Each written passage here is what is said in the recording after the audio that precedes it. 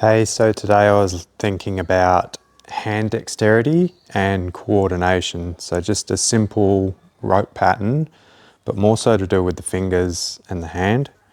So traditionally, there's different ways you can hold the rope, but most of the time you've got this OK grip.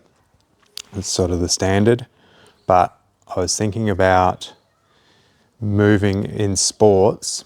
You're not really holding like this all the time. So if we're doing these movement patterns to replicate sports, then we want to sort of get this hand dexterity where in particular sports, say jiu-jitsu or wrestling or any tackling sports, it's not just this hand closed position, and obviously you're moving through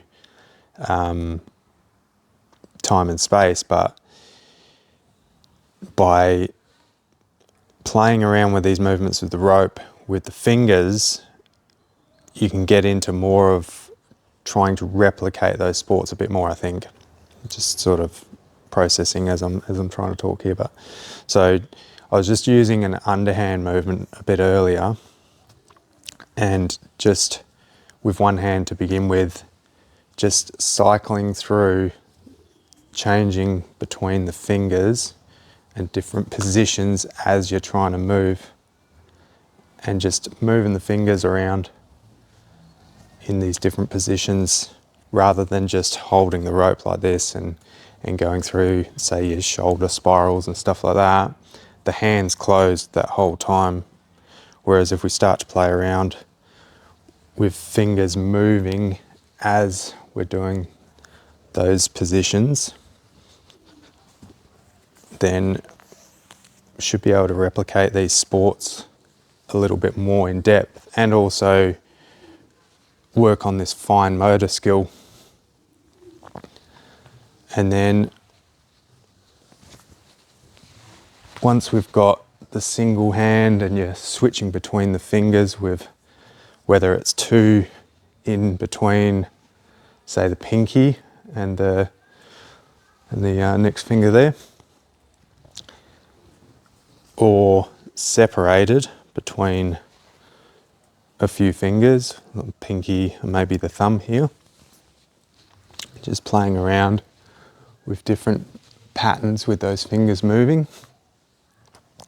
And then also going to two hands and just doing the same thing from here, and instead of having the hands closed, fingers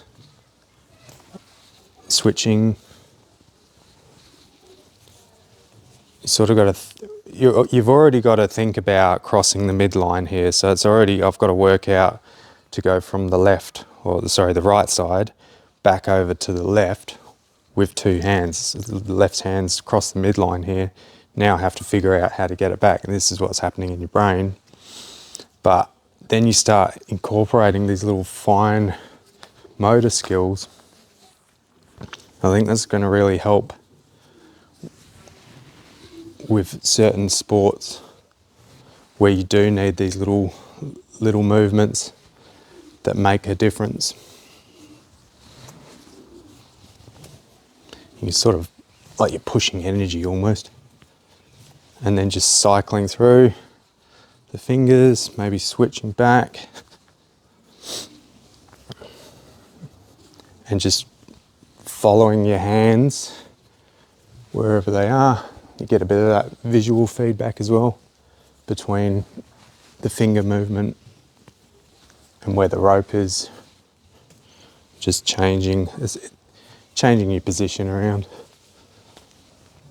So that's what I've been playing around with today. It's just this fine motor skills. Thanks.